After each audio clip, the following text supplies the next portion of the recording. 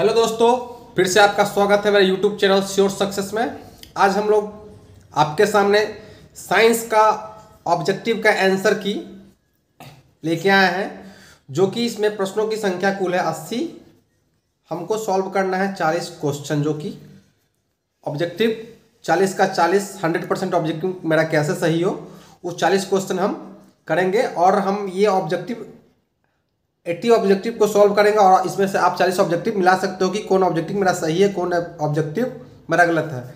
मेरा जो question set है ई है क्वेश्चन सेट, ए से लेके आई तक जो भी क्वेश्चन सेट आते हैं सबका क्वेश्चन सेम रहता है, बस क्वेश्चन का जो डिजिट रहता है अल्टरनेट कर देता है। बाद बाकी क्वेश्चन जितने भी क्वेश्चन रहते हैं सारे क्वेश्चन जो होते हैं समान रहते हैं।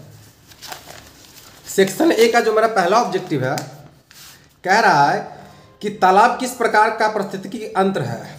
ऑप्शन दे रखा है कृत्रिम, प्राकृतिक, अजैविक और इनमें से कोई नहीं। तालाब क्या है? कृत्रिम है, ये मानव भी बना सकते हैं।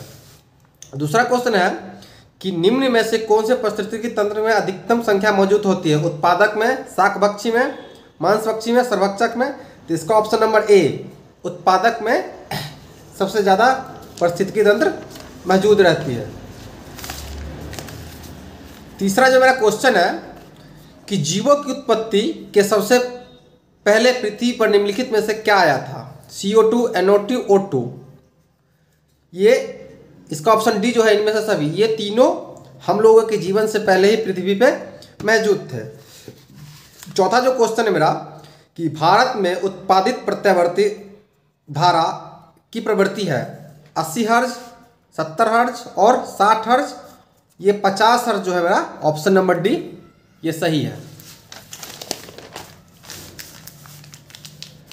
पांचवा क्वेश्चन है कि 1 माइक्रो एम्पियर विद्युत धारा है। 1 माइक्रो एम्पियर विद्युत धारा है 10 के पावर -7 एम्पियर, 10 के पावर -6 एम्पियर, 10 के पावर -5 एम्पियर, 10 के पावर -4 एम्पियर। तो 1 माइक्रो एम्पियर विद्युत धारा कितना होता है? 10 के पावर -6 एम्पियर। कह रहा है कि नरोड़ा नाभिकीय विद्युत संयंत्र किस राज्य में उपस्थित है? राजस्थान, गुजरात, महाराष्ट्र, उत्तर प्रदेश में है। नरोड़ा नाभिकीय विद्युत संयंत्र उत्तर प्रदेश राज्य में स्थित है।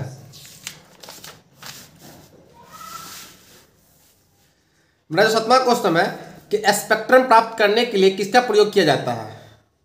स्पेक्ट्रम प्राप्त करने के लिए अवतल दर्पण का प्रयोग किया जाता है, या उत्तल दर्पण का प्रयोग किया जाता है, या प्रिज्म का प्रयोग किया जाता है, या कांच की झिल्ली का प्रयोग किया जाता है?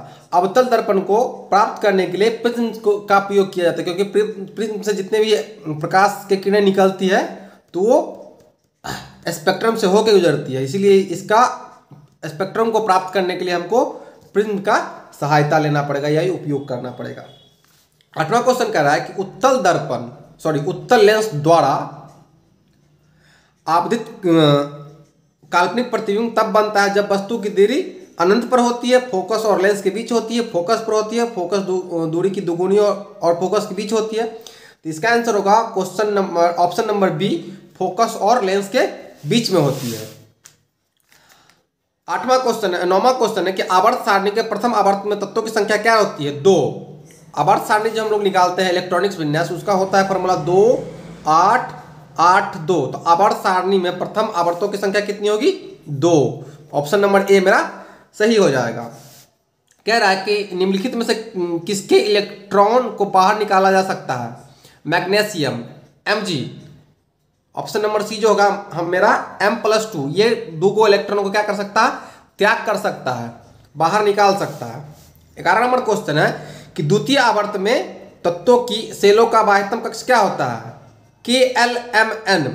तो ऑप्शन नंबर ए क्या है मेरा? K, दूसरा है L, तीसरा है M, चौथा है N। मगर क्या कह रहा है कि द्वितीय आवर्त में क्या होता है? L। आवर्त ऐसे बनता है KLMN। द्वितीय आवर्त पूछ रहा है मेरा, तो L सेल हो जाएगा, L cell. Option number B मेरा करेक्ट आंसर हो जाएगा। अब 12 नंबर क्वेश्चन कह रहा है कि संतृप्त हाइड्रोकार्बन की श्रेणी में सदस्यों को कहाँ रखा जाता है? एल्केन समूह में। संतृप्त हाइड्रोकार्बन की श्रेणी एल्केन के समूह में आता है। ऑप्शन नंबर सी मेरा क्या होगा? इसका सही आंसर होगा। अब कहा कि मेंडलीव द्वारा छेड़े गए आवर्त सारणी में रिक्त स्थान के बाद निम्नलिखित में से किस तत्व को प्रतिस्थापित कर दिया गया? ऑक्सीजन, सिलिकॉन, फास्फोरस और गैलियम। ऑप्शन नंबर ए जो मेरा है गैलियम, ये मेरा सही आंसर है। 14 नंबर क्वेश्चन कह रहा कि आवर्त सारणी में प्रत्येक आवर्त में अंतिम सदस्य होता है एक धातु, एक हैलोजन, एक उपधातु, एक निष्क्रिय गैस। ऑप्शन नंबर सी जो मेरा है एक निष्क्रिय गैस इसका आवर्त सारणी का अंतिम सदस्य होगा। अब 15 नंबर क्वेश्चन कह रहा है किसी तत्व में दो सेल और दोनों ही इलेक्ट्रॉन को पूर्णतः भरे हुए हैं वो तत्व नियॉन कहलाते हैं। 15 का ऑप्शन नंबर ए मेरा सही होगा। 16 नंबर कह रहा है कि निम्नलिखित में कौन सबसे अधिक क्रियाशील हैलोजन है? FCl, Br और I, ब्रोमीन, क्लोरीन और बी होगा नहीं, सिलिकॉन, ब्रोमीन भी नहीं होगा, ये भी नहीं होगा। तो ऑप्शन नंबर मेरा जो एफ है ए, ये इसका सही आंसर हो जाएगा। कह रहा है 17 नंबर क्वेश्चन कि ओजोन की आणविक सूत्र क्या है? ओजोन का आणविक सूत्र होता है O3। Option number B. Option number A है O4, ऑप्शन नंबर बी है O3, ऑप्शन नंबर सी है O2 और O5। तो ओजोन का आणविक सूत्र क्या होता है? O3। 18 नंबर क्वेश्चन है कि पीएच का कौन सा मान क्षारक विलय को निरूपित करता है? 2, 7, 6 और 13। ऑप्शन नंबर सी जो मेरा 13, ये क्या करेगा? क्षारक का विलय को निरूपित करता है। एक जल में एक अणु के हाइड्रोजन और ऑक्सीजन की परमाणु संख्या के अनुपात क्या होगा? 2:1। ऑप्शन नंबर बी मेरा सही आंसर होगा।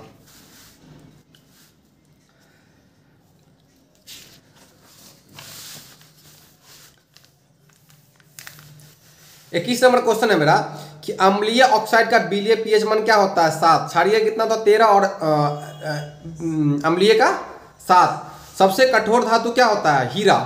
22 का ऑप्शन नंबर सी मेरा सही आंसर होगा। 23 नंबर क्वेश्चन कह रहा है कि सिल्वर आयोडाइड का रंग कैसा होता है? पीला, हरा, लाल, श्वेत। ऑप्शन नंबर ए मेरा क्या होगा? सही आंसर श्वेत। शोषण किस प्रकार की रासायनिक अभिक्रिया है? उष्माक्षेपी। ऑप्शन नंबर बी मेरा करेक्ट आंसर होगा। 25 क्वेश्चन हम लोग देखेंगे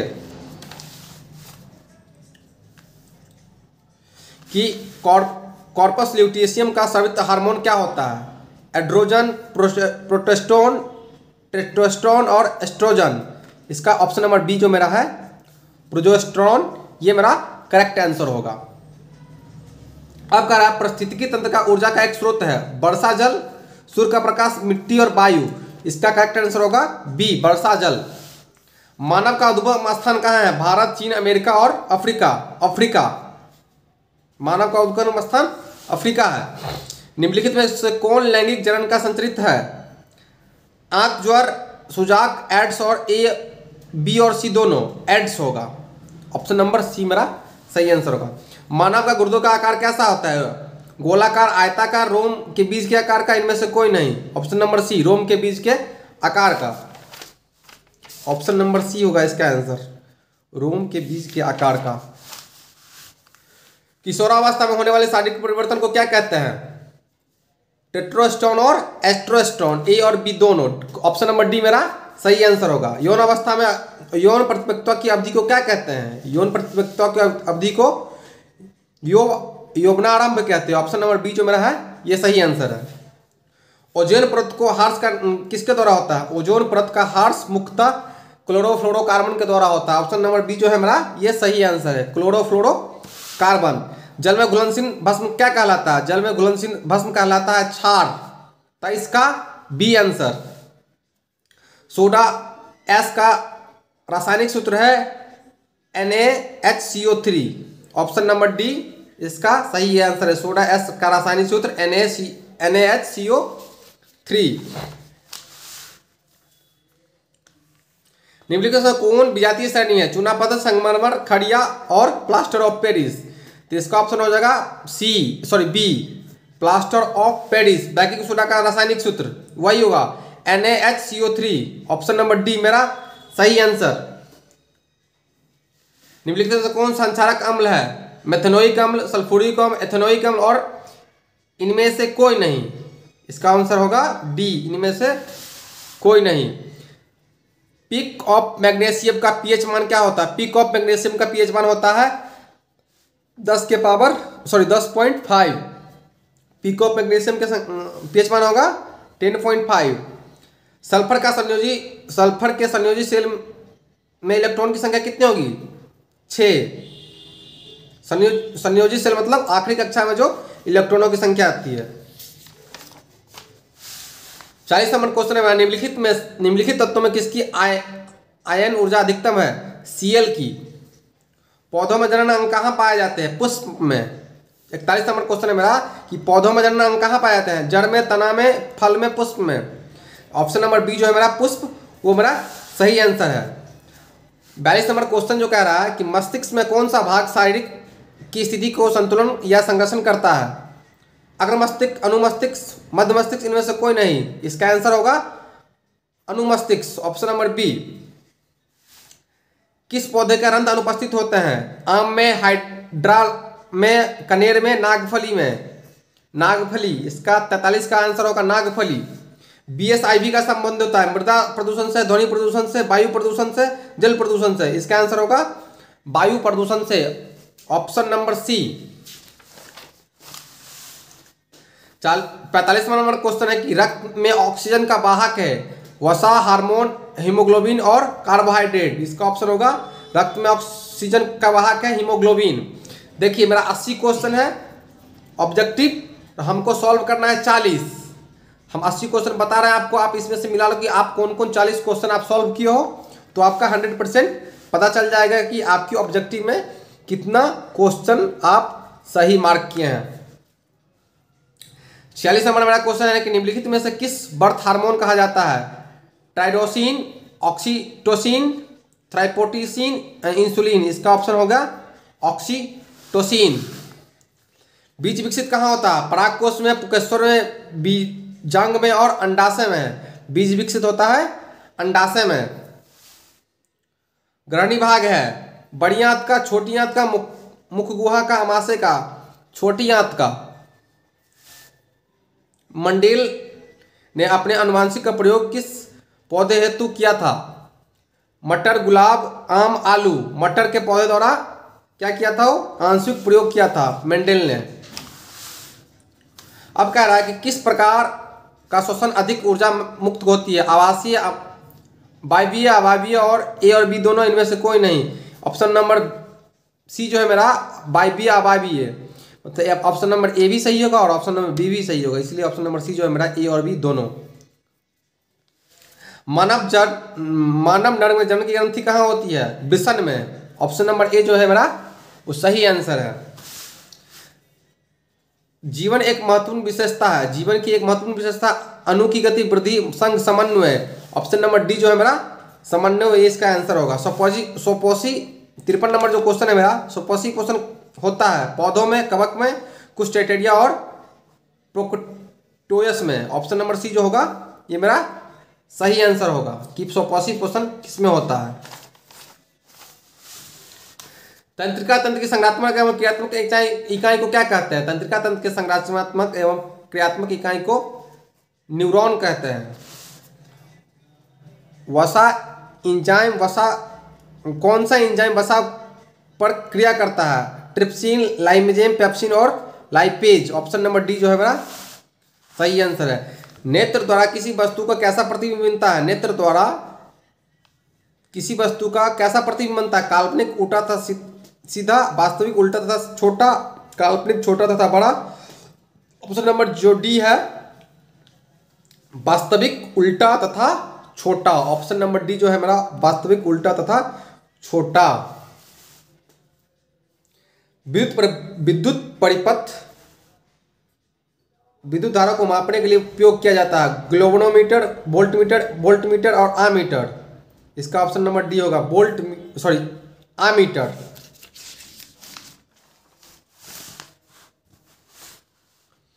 निम्नलिखित में कौन विद्युत शक्ति का निरूपित करता है?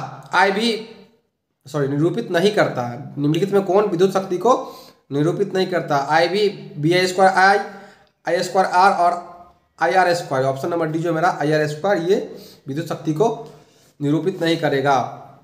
निम्नलिखित में से कौन सा वास्तविक प्रतिबिंब कौन बना सकता है? निम्नलिखित में से किस वस्तु का वास्तविक प्रतिबिंब बना सकता है?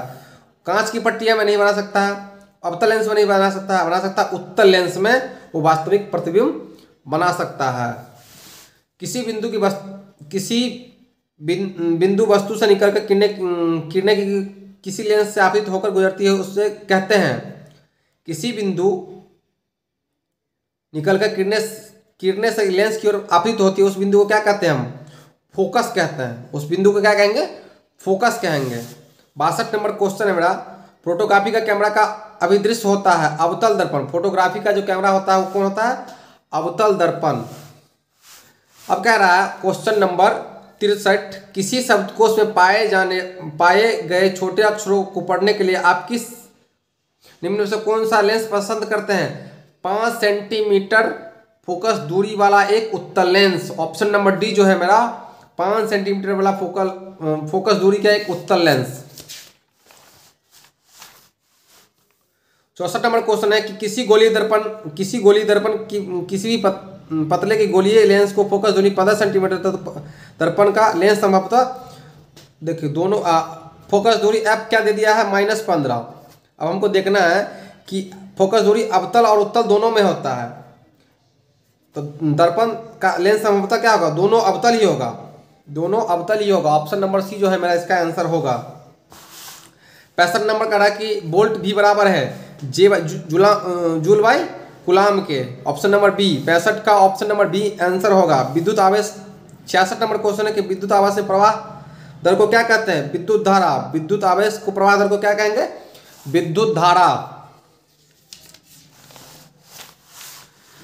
67 नंबर क्वेश्चन है, निम्नलिखित में कौन सा सत्य है? जूल बराबर बोल्ट गुने एम्पियर। जूल ये होगा ऑप्शन नंबर बी। जूल बराबर कूलाम गुने बोल्ट, कूलाम गुने बोल्ट।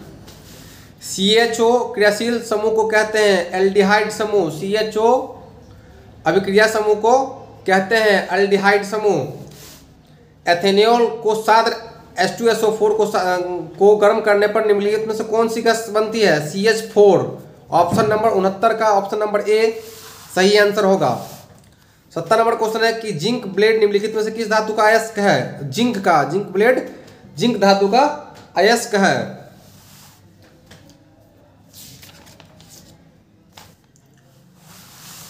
72 नंबर क्वेश्चन कह रहा है कि अभिक्रिया CaO3H2O प्लस CaHO2 किस प्रकार की अभिक्रिया है? संयोजन अभिक्रिया, संयोजन अभिक्रिया। 74 नंबर क्वेश्चन देखेंगे, विद्युत हीटर का तार का कुंडली किससे बनी होती है? विद्युत बल्ब होता है टंगस्टन से, विद्युत तार कह रहा है नाइक्रोम से। विद्युत का तार किससे बना होता है? नाइक्रोम से। किसी विद्युत परिवर्तन में हुआ जो विद्युत ऊर्जा उसमें बदल देती है क्या? ये होता है 75 का डी शक्ति का। अब देखेंगे 77 नंबर क्वेश्चन, अनवीकरणीय ऊर्जा का स्रोत है पवन, सूर्य और जल।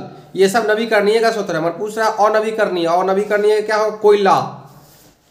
तरंगदैर्घ्य को समानता व्यक्त करते हैं मीटर में, हर्ट्ज में, मीटर सेंटीमीटर में, इनमें से कोई नहीं। 78 का ऑप्शन नंबर डी। 79 नंबर कह रहा है किसी चालक तार से प्रवाहित विद्युत धारा का गतिशील कण क्या होता है? इलेक्ट्रॉन। ऑप्शन नंबर सी जो है मेरा सही होगा।